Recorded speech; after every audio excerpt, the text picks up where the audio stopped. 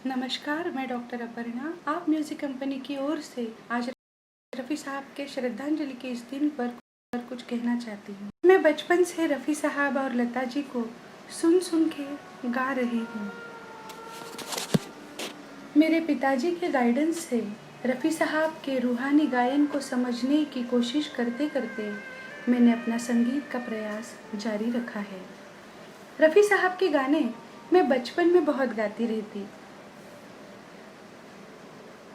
जैसे प्रोफेसर के गाने हो, बैजू बावरा के, मेरे महबूब के, अनगिनत गीत है उनके। कितने गीत गिनवाऊँ, सारे गीत, हर एक गीत उनका मैंने ढूंढ ढूंढ के सुनने की कोशिश की है।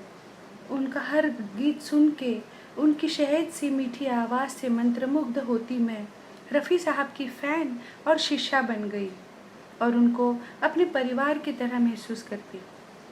पिताजी रफ़ी साहब के गाने गुनगुनाते रहते। वो सीखे हुए तो नहीं थे, लेकिन रूहदारी गायकी समझते थे और मुझे उसी हिसाब से वो गाइड करते रहते और इसी कारण मैं संगीत की इस दिशा में आगे बढ़ती गई। पिताजी ने मेरे लिए बनाई artists and performers music company को मैं आगे बढ़ाती गई।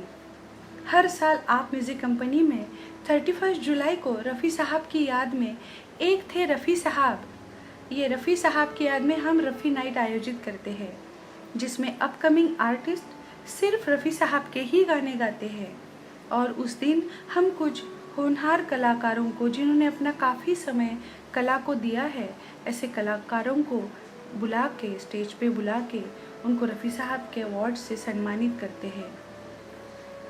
इस साल बहुत दुख हो रहा था कि कोरोना आउटबर्स्ट के कारण वो शो कैंसिल हुआ, लेकिन जो पारिवारिक स्नेह मुझे और मेरे पिताजी को रफ़ी साहब के लिए था, वो हमें रफ़ी मेंशन तक लेके गया। वहाँ हमारी मुलाकात परवेज जी, रफ़ी साहब की बेटी और पूरे परिवार से हुई। उन सब से मिलके हमें बहुत खुशी हुई। हमें बहुत प्यार से, आदर से रफ़ी साहब के संगीत मंदिर में प्रवेश करने दिया गया। उनके अवभगत के गेस्चर से भी, उनके बेहतरीन उच्च संस्कार से भी बहुत कुछ सीखने मिलता है। रफ़ी साहब की बेटी के आँखों में इतना प्यार मुझे मिला, ऐसे लगा रफ़ी साहब तो मुझे प्रत्यक्ष कभी मिल नहीं पाई हूँ मैं उनसे, लेकिन हाँ, उनका परिवार, उनकी बेटी परवेज जी, इन सबको मिल के रफ़ी साहब के स्नेह स्पर्श का अनुभव मुझे वहाँ हुआ। मेरी तरह रफ़ी साहब से सभी प्यार करते हैं। वो एक ऐसे कलाकार है जैसे कि सागर, और हम सब छोटे छोटे कलाकार उस सागर की छोटी सी बूंद। आज मुझे बहुत ज़्यादा आनंद इसलिए भी हो रहा है कि 31 जुलाई को आप म्यूज़िक कंपनी का एक थे रफ़ी साहब शो कैंसिल हुआ, लेकिन आज मुझे इस प्लेटफॉर्म पर रफ़ी साहब को श्रद्धांजलि देने का मौका मिला, और ये मेरे पिताजी और परवेज जी के जो आपस में एक स्नेह भाव का अपनापन बना, उस वजह से। मेरे पिताजी ने मेरे लिए एक संगीत में सपना देखा था। मैं उनके सारे सपने तो साकार नहीं कर पाई, लेकिन एक गाना मैंने मेरे पिताजी के लिए लिखा, कंपोज किया, गाया और आप म्यूज़िक कंपनी में रिलीज़ किया, और लोग उसे बहुत पसंद करते हैं और मुझे एक सुकून मिला कि मैंने कोई एक अच्छा काम किया है संगीत में, और वो गाना है पापा तुम्हारी नन्ही परी। आप लोग ज़रूर एक बार सुनना और आपका आशीर्वाद देना। आज के इस श्रद्धांजलि के दिन पर मैं इतना ही कहना चाहती हूँ, रफ़ी साहब, we love you, keep blessing us, be there with us forever. आप अमर हो, आपके गीत अमर है। You are an immortal artist, you are an institution and inspiration for all upcoming generations. आज आपको इस दुनिया को अलविदा करके 40 साल हो गए, लेकिन हम आपसे एक पल भी दूर नहीं हुए हैं। आपके लिए कितना भी बोलूं कम है। आपको जल्दी ही भारत रत्न मिलना चाहिए।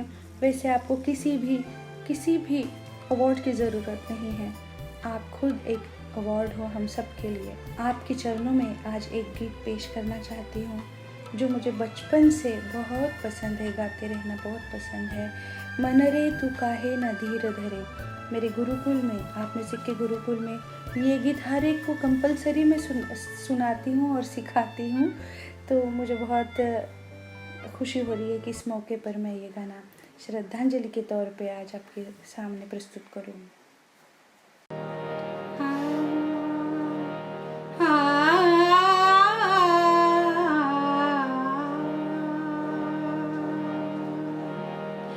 मन रे तू काहे ना धीर धरे, ओ निर्मोही मोह न जाने, जिनका मोह करे। मन रे तू काहे ना धीर धरे, इस जीवन की चढ़ती ढलती धूप को किसने बांधा, रंग पे किसने पहरे डाली, रूप को किसने बांधा, काहे ये जतन करे। मन रे तू काहे ना धीर